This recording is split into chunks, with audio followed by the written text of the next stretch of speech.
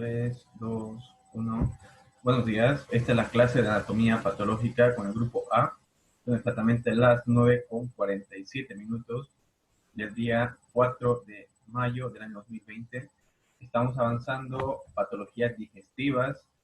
Hemos empezado hablando de esófago y ahora vamos a hablar un poco sobre estómago, tanto las patologías asociadas agudas como las crónicas, y un tema muy particular de que es bastante interesante es una infección con una bacteria que se llama Helicobacter pylori.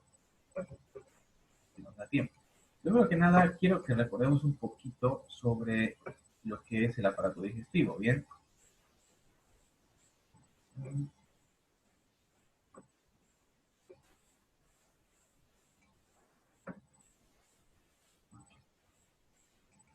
Bien, rápidamente, si nos vamos a ver aparato digestivo, sobre todo estómago al microscopio, es un tejido que es bastante particular. Bien, no tiene las características típicas, no tiene las típicas características del resto del tubo digestivo, sobre todo porque tiene que soportar bastante acidez. Sus capas, recordando rápidamente, van a ser desde afuera una serosa de tejido laxo, luego sigue una muscular, una submucosa. Esa submucosa se caracteriza porque es una capa vascular. Bien, todos los vasos linfáticos que irrigan pasan por la submucosa que está debajo, además de que la inervación, principalmente mediada por el plexo de Meissner, el plexo motor, va a estar a este nivel. Y finalmente llegamos a una capa mucosa que es la que le da una característica muy particular. Bien. Miramos al microscopio, se va a ver así. Por fuera mi serosa, mi capa muscular. Vamos a cortarlo acá. Vamos a dividirlo.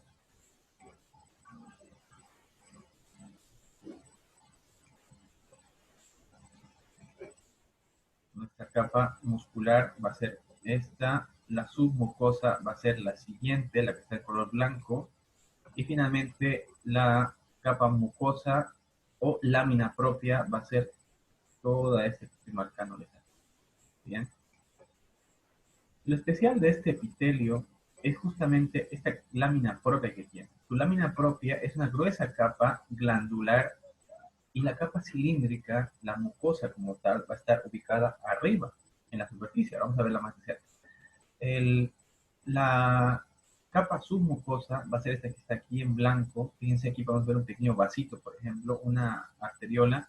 Esta va a estar inervada hacia arriba por el plexo de Meissner, hacia abajo, perdón, le queda la inervación motora al músculo. Está envuelta por una gruesa capa serosa de tejido conjuntivo. Vamos a verlo más de cerca y vamos a ver por qué es tan especial este músculo, ¿ya? Entonces, esta lámina propia va a estar tapizada por encima por un epitelio, el epitelio cilíndrico, simple, y su mucosa, la serosa y una muscular única. El intestino tiene dos capas musculares, ¿bien? Este tiene una capa muscular única, superficial, y otra capa muscular transversa, justamente junto a la serosa. Hacia adentro hay otra capa muscular que está justamente por debajo del estómago, que es la muscularis mucosae. Es una mezcla de tejido muscular cerca de la capa mucosa, es una capa muy finita. Bien, se llama por eso muscularis mucosae, porque es la muscular de la mucosa, muy delgadita, muy fina, pero la que se encarga de la motilidad y el trabajo realmente es esta capa muscular que estamos viendo acá. Vamos a hacerle un zoom a la parte de la mucosa, la superficial o la epitelial, y este epitelial se va a caracterizar justamente por eso. Fíjense, la capa cilíndrica está por encima. Debajo, todo lo grueso que estamos mirando acá, no es que sean cilindros, no. Lo que estamos viendo acá son glándulas. Y estos cilíndricos va a estar solamente encima. Ahora, hacia abajo, esta gruesa capa glandular que estamos viendo se va a ver así. Todo lo que estoy marcando desde aquí abajo son glándulas, son gran cantidad de glándulas. Por lo general son dos. Bien, las glándulas son las parietales y las glándulas propias del estómago. Ahora vamos a ver para qué funciona cada una. Bien, ampliamos un poquito más y fíjense lo bonito que se ve este epitelio cilíndrico y por encima una gruesa capa de moco. Entre medio hay unas hendiduras y a este nivel, aquí abajo, van a desembocar las glándulas las células parietales. ¿Ya? Esas células parietales, entre muchas otras, están las que producen ácido clorhídrico a partir de un proceso que nos acordamos bien, ¿no? Lo ampliamos un poquito más a 800. Esto rara vez se lo puede ver así de bonito. Fíjense cómo se ven. Este epitelio cilíndrico simple, ese columnar también lo podemos llamar, y hacia abajo mi lámina propia glandular. Bien. Ahora, esta parte glandular la vamos a dividir en dos. Bien, las células principales, que entre muchas otras cosas producen pepsinógeno, que activa la pepsina de afuera. La pepsina, si recordamos bien, es una enzima, una proteína que ayuda bastante en la digestión o hidrólisis de las proteínas. Bien. Y hacia un lado, en los rosaditos, las tan bonitas, fíjense, se ven mis células parietales. Estas células parietales son las encargadas justamente tienen a las bombas de protones, que son las encargadas justamente de la producción de ácido clorhídrico. Es un proceso largo, ¿no? Bien, aquí se puede ver también lo mismo. Fíjense la capa muscular. Esto está al revés, por si acaso. Ya, la célula está por fuera. La primera capa muscular, segunda capa muscular, y entre medio, fíjense en color más claro, se ve justamente ese plexo de Meissner o plexo mientérico entre medio. Bien, entonces lo que quiero que recordemos ahora mismo son este nivel glandular, y acercándolo un poquito más se va a ver así. Por ejemplo, cuando hay infecciones por Helicobacter pylori, el Helicobacter lo que hace es perforar aquí arriba. Vamos a apuntarlo aquí. El Helicobacter lo que hace es colonizar esta parte superficial y lentamente va perforando hasta llegar a esta capa de aquí abajo. De aquí abajo es donde suele vivir. Bien. El problema es que lentamente, con la ureasa, una enzima que produce, va erosionando esta zona de acá, lentamente, y con los años acaba produciendo una erosión completa, no solamente la capa glandular, sino también de la submucosa y la mucosa. Un ejemplo es el Helicobacter pylori. Lo mismo pasa con las enfermedades que afectan, como la gastritis, que producen erosión superficial a este nivel de la cilíndrica, o pueden llegar a perforar toda la capa glandular. Puede llegar en algunos casos hasta la muscular también.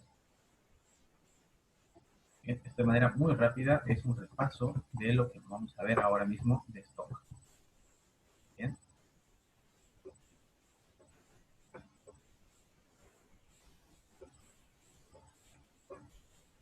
Ahora, este ácido clorhídrico, ¿cómo se produce? Esto lo hemos visto en farmacología ya, pero vamos a recordar rápidamente. Este ácido clorhídrico se produce a este nivel, a nivel superficial, a nivel de la capa que hemos visto, la superficial del estómago, la cilíndrica, hacia abajo, entrando hasta la lámina propia. Y en esta lámina propia vamos a encontrar las células parietales, y en las células parietales se encuentra esta llamada bomba de protones. Bien, esta bomba de protones es la responsable de la síntesis o precursora de la producción de ácido clorhídrico. ¿Qué es lo que pasa acá? ¿Cómo se produce el ácido clorhídrico? Lo que pasa es que estas células parietales no producen ácido clorhídrico dentro de los secretos. El ácido clorhídrico se produce afuera. ¿Cómo pasa esto? Bueno, pues es a través de una bomba llamada bomba de protones, y ahora es un proceso muy interesante porque esta libera hacia afuera, esta bomba de protones libera elementos como el cloruro de potasio. Bien, el cloruro de potasio en moléculas grandes. Este cloruro de potasio al salir se va a disociar por una acción química en cloro y en potasio. Entonces va a empezar a flotar cloro y potasio libre por todo el estómago. Bien, a su vez el potasio va a entrar otra vez en la célula por un mecanismo llamado bomba de protones, justamente se llama por eso. Va a entrar en la célula y va a estimular que al momento que el potasio entre en la célula otra vez, va a empezar a mandar hacia afuera hidrogenión. Bien, moléculas de hidrógeno van a empezar a liberarse. Entonces es un intercambio. Sale hidrógeno y va a empezar a entrar potasio a la célula otra vez. Es un círculo que se hace a través de esta bomba de protones. Entonces tenemos circulando libre cloro, y también tenemos circulando libre hidrógeno. Estos dos se van a juntar y van a formar nuestro ácido clorhídrico. Bien, y el ácido clorhídrico, sabemos, es un ácido que tiene un pH de 2, es altamente corrosivo y se va a formar así. Entonces, si se puede pensar bien, este ácido clorhídrico no se produce dentro de la célula. Es un error que suele cometer la gente al pensar, ¿no? Se activa allá afuera gracias a esta bomba de protones que libera estas moléculas, y gracias a ellas se produce el ácido clorhídrico. Logrando un poquito más, este ácido clorhídrico se produce por tres vías o tres insumos que lo van a estimular. Uno es a través de la histamina, otro a través de la gastrina por la secreción cefálica y otro a través de la acetilcolina. Bien, ambos van a formar justamente este ácido clorhídrico. Bien, si recordamos un poquito más de esto, ¿dónde está? Aquí está. Estos tres estimulantes de la producción de ácido clorhídrico van a dar justamente por las fases gástricas también. Por ejemplo, la fase cefálica, que es cuando yo miro a lo que me agrada. Yo huelo un café, yo huelo una hamburguesa, algo rico. Entonces, esa fase cefálica estimula la liberación de gastrina, ¿bien? Y esta gastrina estimula la liberación de ácido clorhídrico, la producción de ácido clorhídrico por esta bomba de protones. Esto representa un 5% aproximadamente de la producción total, ¿bien? Mientras que con la histamina se produce casi un 80% de la producción de ácido clorhídrico, que es la fase cuando ya estamos comiendo, cuando detectamos que hay presencia de cuerpos o elementos en el estómago. Esta histamina es muy parecida a la que estimula la respuesta alérgica, es la histamina que se libera a nivel de los vasos, es el nivel de la nariz cuando hay respuestas alérgicas. Sin embargo, a nivel de la nariz, por ejemplo, se activan los receptores H1.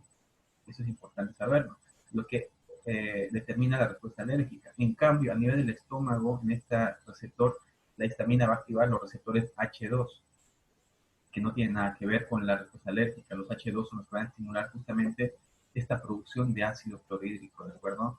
Es la misma histamina, pero con diferente receptor. Bien, ustedes preguntarán, ¿por qué tanta introducción? Pues justamente es para recordar esta parte del estómago. Lo que me alimenta me destruye, dice un refrán, ¿no? Quod me nutrit me destruye. Pues justamente lo que nos alimenta en estos casos suele ser lo que más daño nos da.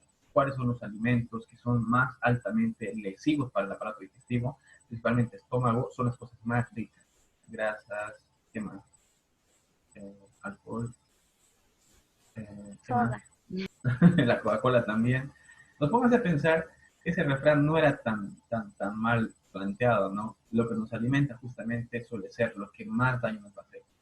Las patologías más comunes que ustedes van a encontrar en su consulta diaria, fuera de pediatría, por ejemplo, las congénitas, las hernias o estenosis del píloro, por ejemplo, y más adelante las que se desarrollan, las gastritis.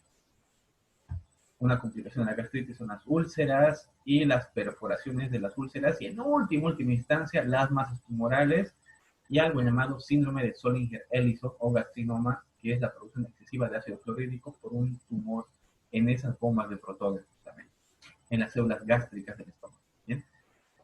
Vamos a ir a orden. Bien. Las hernias diafragmáticas son asociadas al recién nacido por debilidad del músculo diafragmático. Entonces, fíjense acá.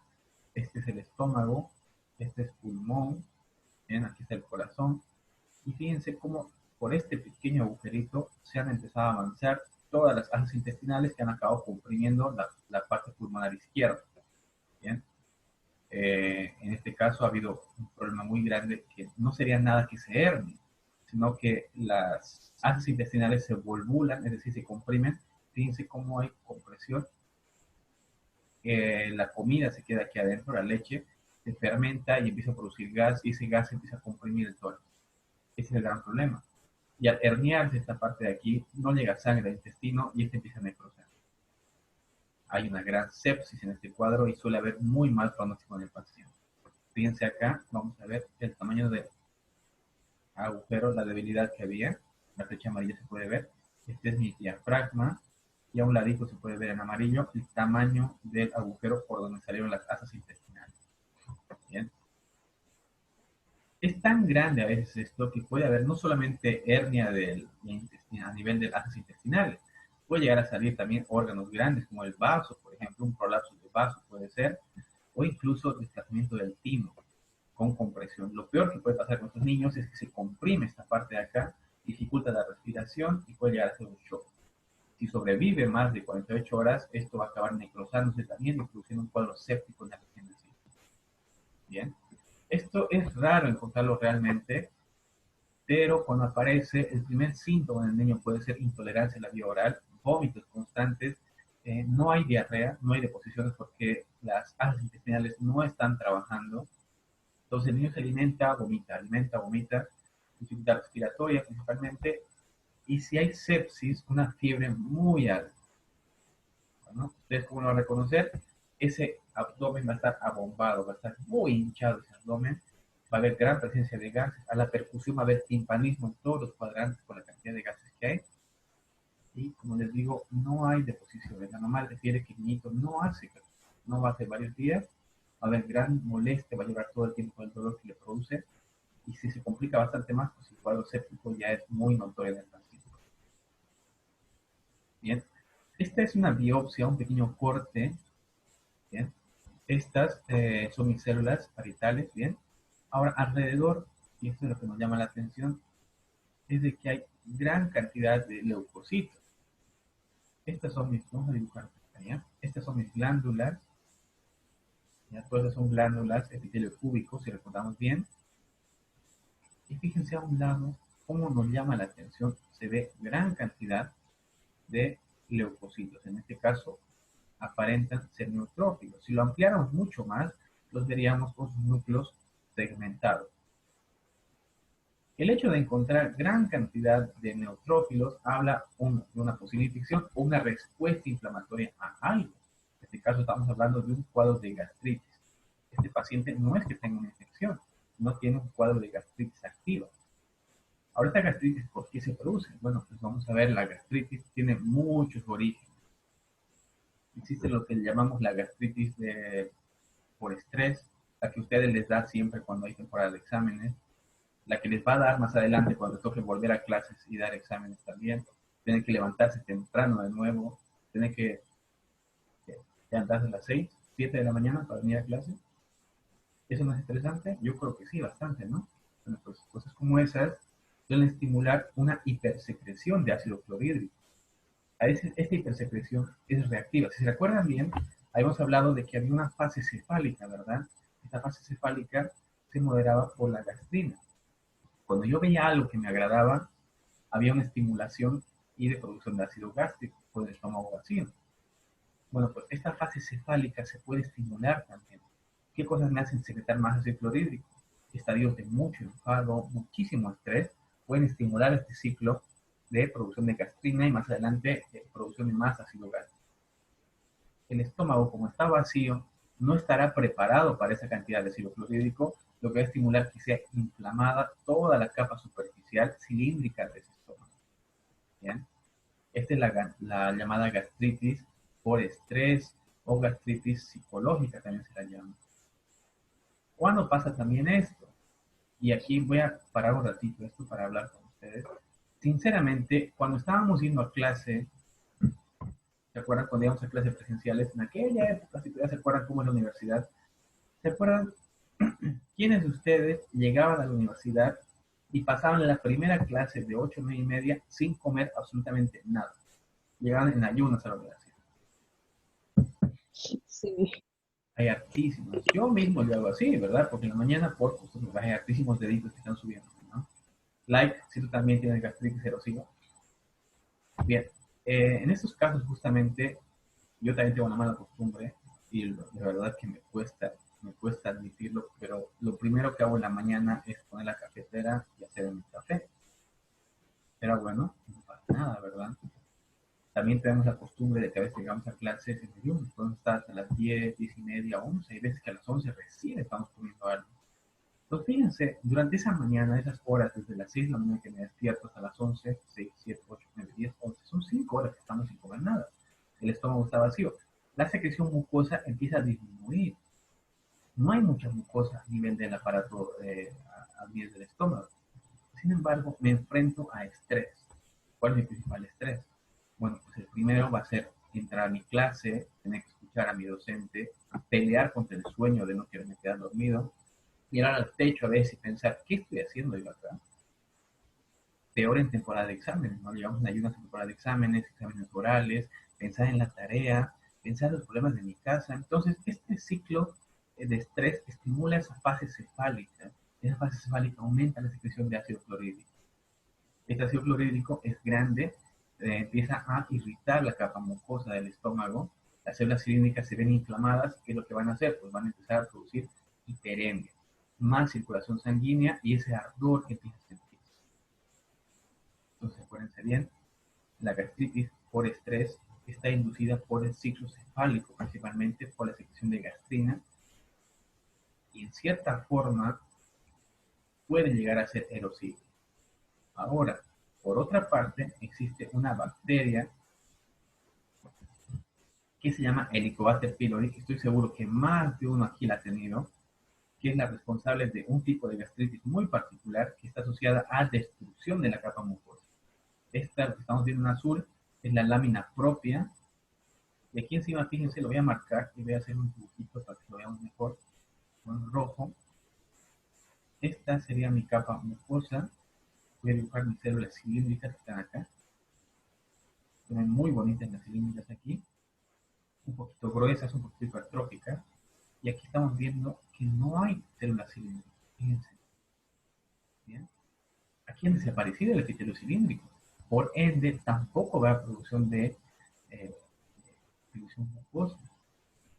¿Qué ha pasado acá? Bueno, básicamente es eso, ¿no? El helicobacter, lo vamos a dibujar en azul, cuando entra, que por cierto, el helicobacter se llama porque tiene una forma de tirabuzón, es como una especie de taladro, entra y se puede alojar en dos lugares. Uno, a nivel de las criptas, aquí abajo, voy a ponerlo en otro color, en el rosado, ¿ya?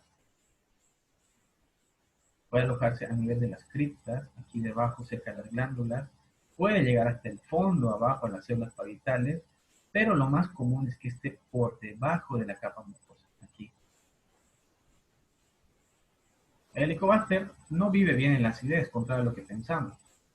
Bien, lo que él necesita es vivir en un ambiente no neutro, pero que sea un pH de 6 aproximadamente. El estómago tiene un pH de 2. Entonces, ¿cómo le hace el helicobacter para sobrevivir acá? Tras que entra en la mucosa, empieza a perforarla y empieza a producir algo llamado ureasa. Vamos a ponerlo acá. Esta ureasa es la enzima que lo que hace es interactuar justamente a ese nivel de la mucosa.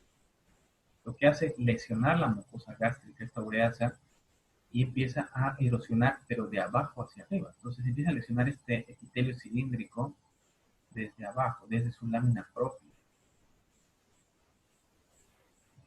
Al lesionarlo desde abajo, no hay opción de que se pueda recuperar. No hay regeneración. Entonces empieza a perderse toda esta capa. Con el tiempo acabamos viendo estas úlceras típicas del paciente con helicobacter erosiva, ya con úlceras activas con sangrado. ¿Cuál es la clínica de esos pacientes? Bueno, pues, ¿quiénes han tenido aquí helicobacter? Dígame, ¿cuál es la clínica de un paciente con infección por helicobacter pylori? ¿Alguien ha tenido helicobacter alguna vez? Sí, doctor. A ver, cuéntame, deme un síntoma. ¿Cuál es el síntoma principal que les molestaba? Ardor en la barriga, en el estómago, doctor. Vómito frecuente. Bien. ¿Hay diarrea?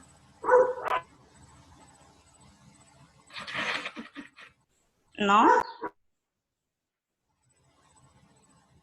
Perdón, un momentito, por favor.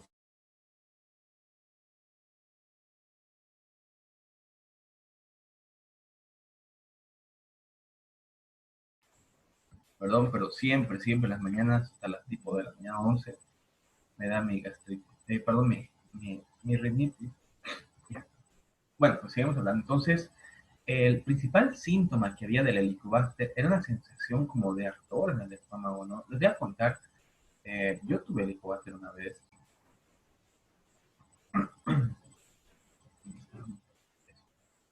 Bien, entonces, la patología más común que van a encontrar ustedes va a ser el Helicobacter pylori. Ahora vamos a hablar sobre el tratamiento. Una vez que se detecta IgM o IgG positivo, ya sea en heces fecales o en sangre, de hecho suele ser más fácil encontrarlo en heces fecales, hay que pensar en el tratamiento. Cuando vimos omeprazol, si se acuerdan bien, el omeprazol era un inhibidor de esta bomba de protones, lo que aliviaba la producción de ácido clorhídrico. Y el tratamiento para Helicobacter pylori, para mejorar un poco la causa, suele ser iniciar con omeprazol, pero pónganse a pensar que el omeprazol inhibe la acidez, pero no va a inhibir el crecimiento del Helicobacter. Como tal, no lo va a curar. Si su paciente tiene diagnóstico positivo para Helicobacter, hay que aconsejar y decirle, el omeprazol le va a mejorar el cuadro, pero no lo va a curar definitivamente. El tratamiento se basa en antibióticos durante 14 días. Vamos a poner acá. Bien. El esquema completo para el Helicobacter que ustedes tienen que dar a sus pacientes son el cuadro 1, o sea, el esquema número 1, que es con amoxicilina, claritromicina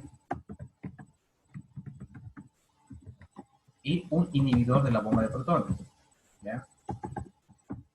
Este inhibidor de la bomba de protones puede ser omeprazol, esto lo eligen ustedes, ¿ya? Lansoprazol, etc. El paciente tiene que tomar este esquema durante, vamos a poner acá, este esquema se toma cada 12 horas.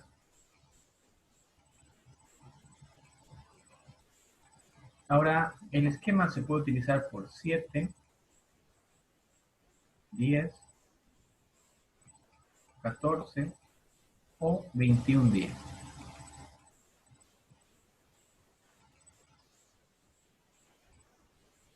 Bien, entonces ustedes eligen el tiempo que le dan al tratamiento a su paciente. Esto es relativo. Hay médicos que lo dan por 10, por 14. Yo prefiero darlo por 14 días, por ejemplo. Ustedes pueden elegir, tengo un colega que le gusta darlo por 10 días. Perdón. Esto es bastante relativo, pero lo que se recomienda es que mínimo sean por 10 días el tratamiento. De ahí pueden ampliarlo a 14 a 21 días. ¿Bien? El paciente tiene que tomar su amoxicilina, una claritromicina de 500, una amoxicilina de 1 gramo y una omeprazol cada 12 horas. Ese es el primer esquema y el que más se utiliza. Ahora, se han reportado, y por experiencia les diré, que ya existe resistencia de la bacteria a la amoxicilina, por lo cual se recomienda utilizar un segundo esquema, que este es el esquema número 1, la opción 1 que tienen, y la opción número 2 consiste en algo muy parecido, pero se basa en metronidazol, claritromicina y un inhibidor de la bomba de protones. Lo mismo, ¿bien? Lo que cambia es el metronidazol en lugar de la amoxicilina. ¿Qué ventajas tiene este? Que produce menos resistencia, es lo mismo, el mismo esquema que estamos viendo acá arriba se repite, ¿bien? ¿Qué ventajas tengo? Ya no hay tanta resistencia a la amoxicilina por el metronidazol, que abarca bastante, es mucho mejor, pero la desventaja que tengo es que el metronidazol tiene bastantes efectos secundarios, ¿bien? Entre los efectos secundarios que vamos a encontrar en el metronidazol es el llamado efecto antabús o el efecto disulfirán. Aquí voy a hacer una pausa, lo voy a apuntar en el chat y esta va a ser su primera tarea. Vamos a poner en el chat aquí. ¿En qué consiste el efecto antabús o también llamado efecto disulfirán? Bien, esta es la primera pregunta que les voy a hacer y les voy a decir cuándo me lo van a entregar. Bien, ¿en qué consiste el efecto antabús o también conocido como efecto disulfirán en el paciente? El metronidazol tiene ese efecto en las personas, tiene efecto antabús o efecto disulfirán. Les van a decir en qué consiste este efecto. Ese es un efecto secundario no deseado en los pacientes. Y finalmente hay un tercer esquema, que es el que estoy utilizando yo ahora con mis pacientes, que consiste en darles esta combinación de medicamentos. Se llama el esquema cuádruple. Bien, metronidazol,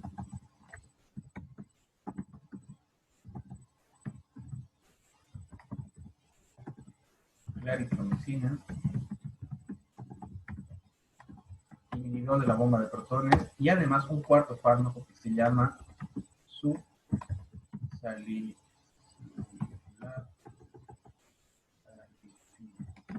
de bismuto. Este subsalicilato de bismuto directamente inhibe la acidez, crea una película encima del estómago, la superficie estomacal, y simplemente es un protector de la acidez del estómago. ¿Bien? También este subsalicilato de bismuto lo conocemos como el famoso peptobismol. ¿Bien? Es el famoso peptobismol que se utiliza mucho para contrarrestar la acidez. Les voy a contar una cosa. Este esquema lo hice yo como paciente, me he dado cuenta de lo efectivo y lo bueno que es, por eso lo recomiendo yo por lo general a mis pacientes cuando les detecto el Helicobacter. Aquí en Santa Cruz, debido a que muchos pacientes no terminan el tratamiento, las cepas de Helicobacter pylori que existen actualmente son... ¿Por qué metronidazol? Bueno, vamos a ver. Lo que pasa es de que tenemos doble efecto. ¿Bien? La amoxicilina es un anti-inhibidor del bactericida. La claritromicina tiene efecto bacteriostático. En el caso del metronidazol, lo que hace directamente sobre la bacteria es inhibir su replicación, alterando su ciclo del ARN, su ciclo de ARN. Entonces inhibe su replicación y se potencia con la claritromicina. ¿De acuerdo? Entonces, al inhibir su crecimiento, retiene y lentamente la bacteria va a ir muriendo. Por eso el tratamiento tiene que ser largo, porque la cápsula que tiene la bacteria no se disuelve fácilmente con un bactericida. Esto es básicamente lo que se hace. El metronidazol con la claritromicina actúa en sinergia, inhibiendo el ciclo del ARN de la multiplicación celular de la bacteria. Retiene su crecimiento, al ralentizarlo le da tiempo a recuperarse el estómago y claro, la bacteria va muriendo y como no se replica, pues en 14 días acaba muriendo completamente. El salicilato de bismuto, lo conocen como peptobismol, se tiene que utilizar una semana antes de iniciar el tratamiento completo. Al paciente se le dice, lo vamos a preparar durante una semana, entonces este subsalicilato, que es un líquido rosado, se empieza a tomar durante las mañanas y después de comer durante una semana, y después de la semana recién se comienza con el esquema de metronidazol, claritromicina y su inhibidor de bomba de protones. El tiempo es el mismo, cada 12 horas por lo mismo, 7, 10, 14 o 21 días. Al terminar los 21 días, se considera que el paciente está curado. Pero otro error que solemos cometer por lo general es que inmediatamente después de que el paciente termine el tratamiento, le hacemos el control para ver si sigue. Por lo general nos va a dar positivo.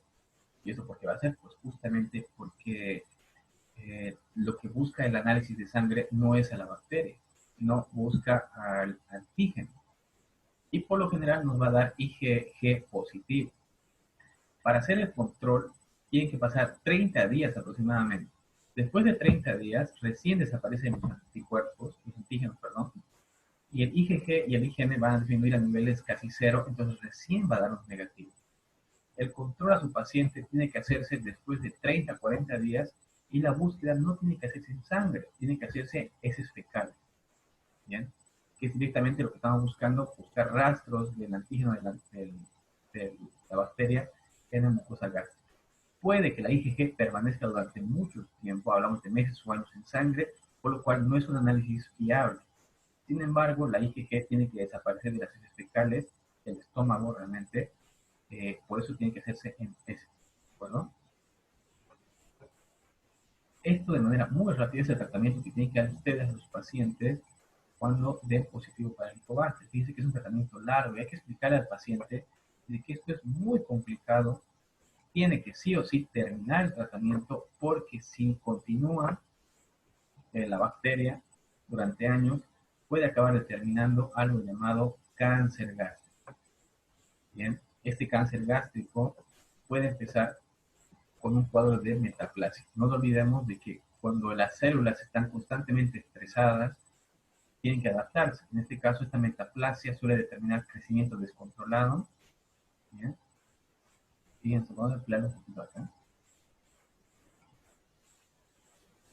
Ya para terminar, aquí se ve, esta es una zona con lesión, aquí hay otra. Entonces fíjense de que las glándulas mucosas en este caso están hipertróficas, han aumentado su tamaño. Las células cilíndricas están desapareciendo en este nivel. Aquí, por ejemplo, en este fragmento de acá, ya no se ven células cilíndricas. Bien, lo que hay son glándulas mucosas y con el tiempo ese tejido empieza a cambiar su forma, ya tiene que adaptarse y acaba determinando justamente una metaplasia, más adelante una displasia, eso lo hemos visto ya, y la displasia es un pequeño paso para hacer un proceso neoplásico en el paciente. Entonces, algo que hay que decirle al paciente cuando se diagnostica justamente el Helicobacter es que si no hace un tratamiento, este Helicobacter puede determinar con los años un cuadro de cáncer estomacal. Y eso es lo que queremos evitar justamente en estas personas. Lo mismo con la gastritis. La gastritis igual, aunque no haya bacteria, lo mismo determina un cáncer a futuro. Me queda un minuto antes de terminar. Ya con esto nos daríamos para la práctica. Bien, nos tomamos la foto. Tengo un minuto todavía. Prendo la cámara, nos tomamos la foto y con el resto me voy a ver en la práctica a las 11:30 directamente. ¿De acuerdo? Ya saben, hay que desayunar por la mañana. Hay que tomar su desayuno. Cómanse algo ligerito y nos vemos a las 11:30, ¿de acuerdo? Sonrían a la cuenta de 3, 1, 2, 3. Bien, así quiero verlos felices, ¿ya? Los que tengo práctica nos vemos a las 11:30, con el resto nos vemos la próxima semana. Hasta luego. Hasta luego, doctor. Chao, doctor.